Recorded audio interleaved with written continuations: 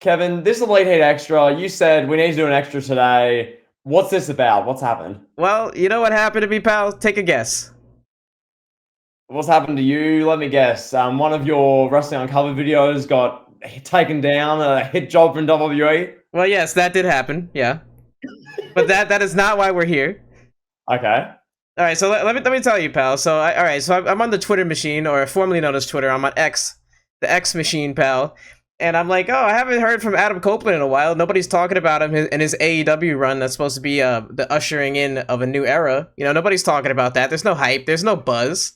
So I go in the search bar and I type in Adam Copeland on the search bar, and I'm like, oh, his profile is here. Okay, let me click on his profile. Let me see. Maybe he's promoting his latest appearance on Dark or Dark Elevation. Maybe QT Marshall's podcast. You know, who knows what Adam Copeland's doing these days.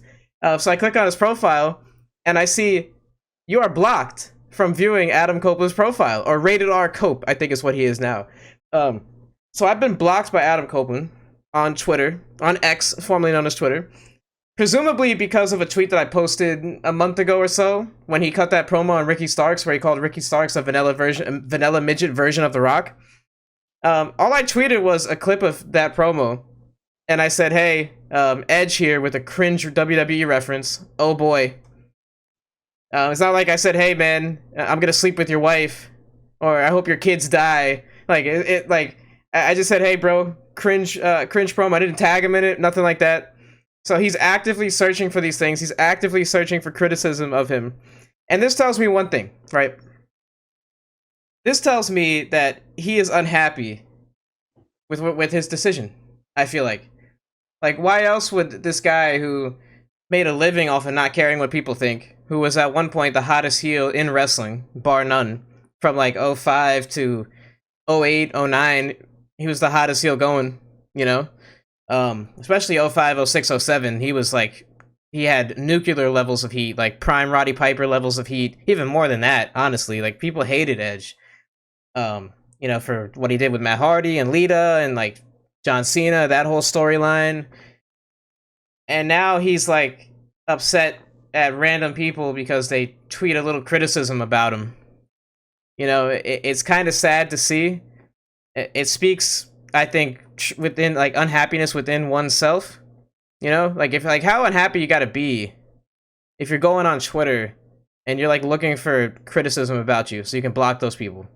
And like I understand the other side, the other point of view, where it's like, okay, this guy, me, some guy sitting on a couch talking about me, you know.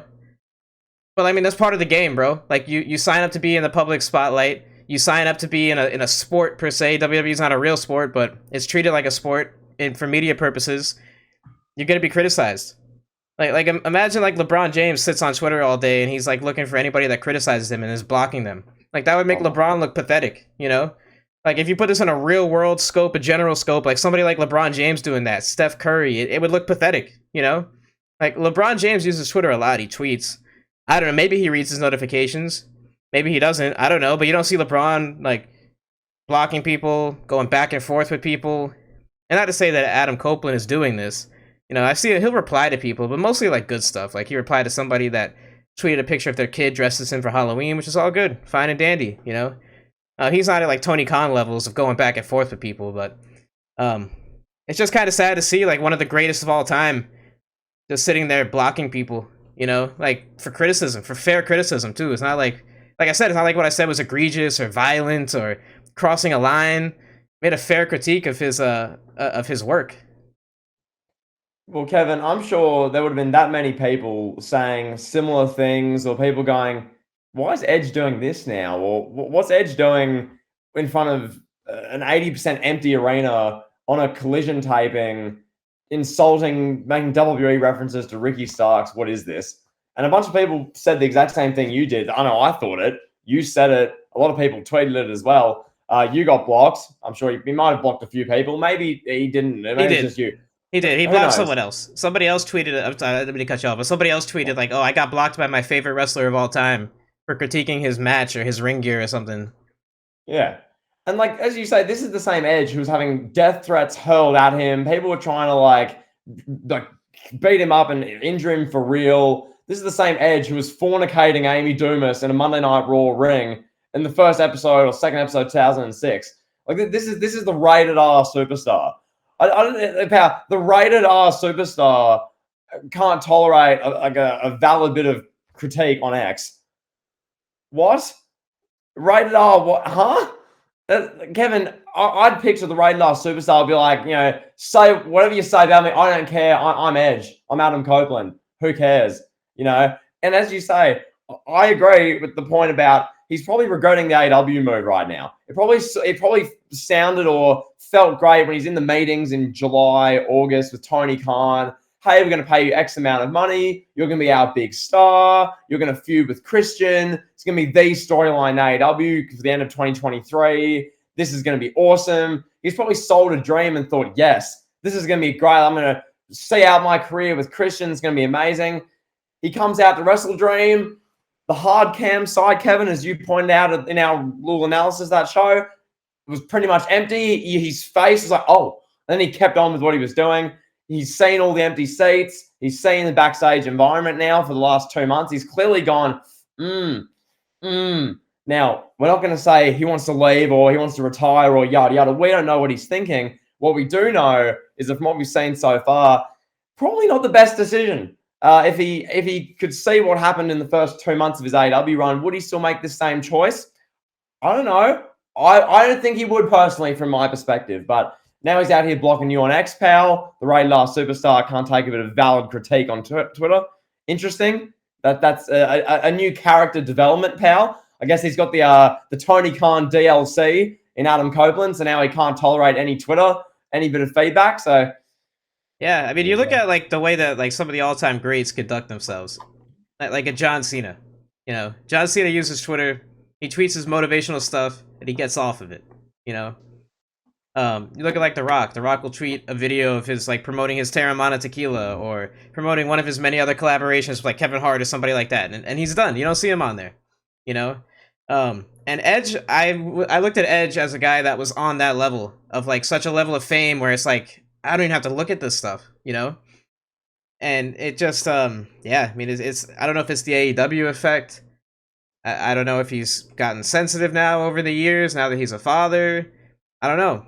But it's like, like I said, it's part of the job. Media's gonna say things. Not like what I said was crazy, outrageous.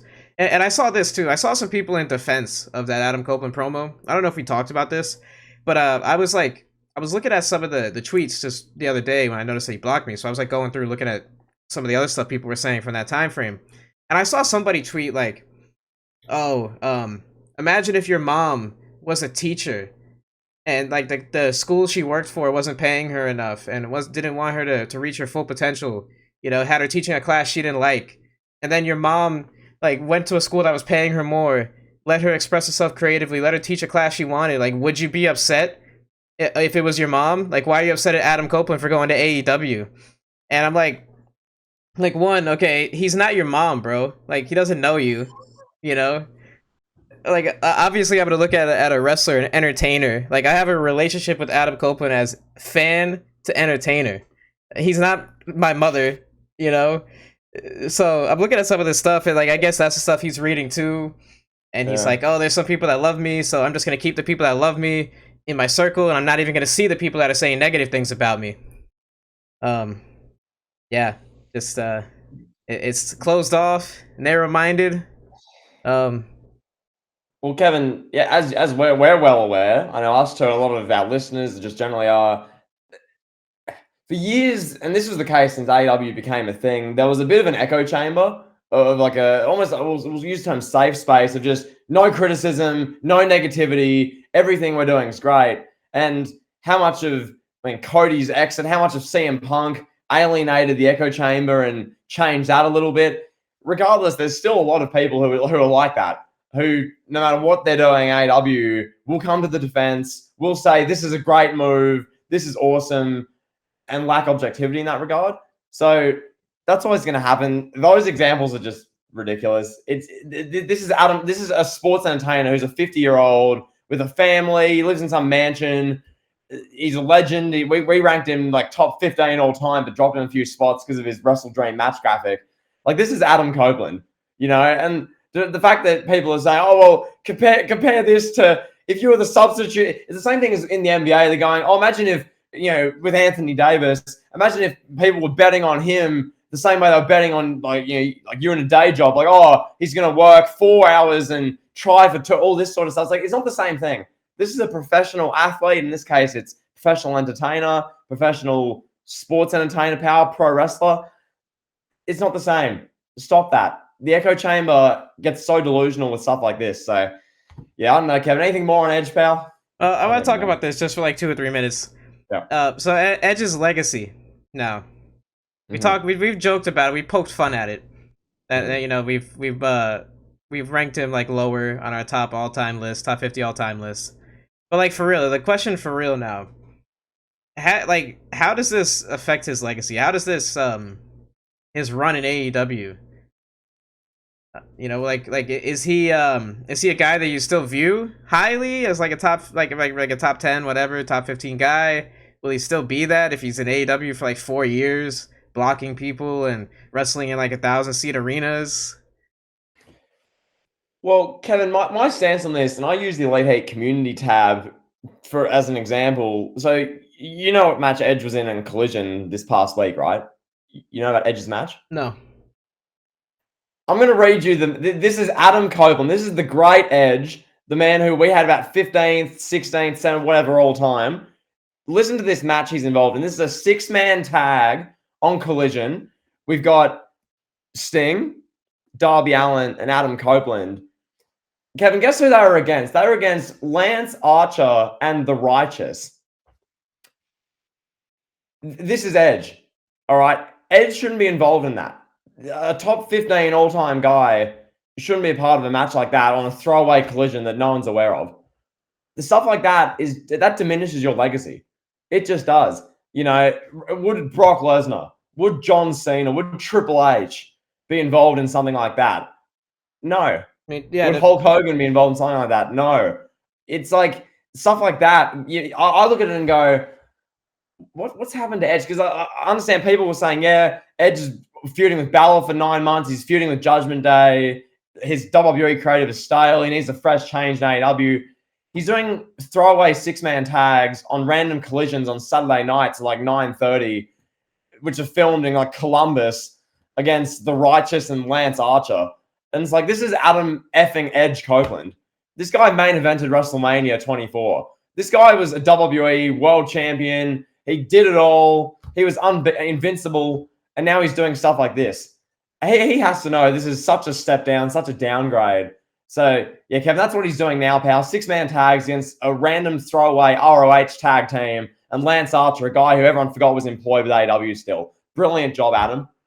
Incredible. Yeah. Just to put it in sports terms, it's like if, like if Steph Curry, when he's like 38, and the Warriors are like, hey, bro, you can't really play anymore. Like, you're kind of past your prime. Yeah. We want you to take a bench role. We want you to come off the bench, play 15 minutes a game, shoot some corner threes, whatever.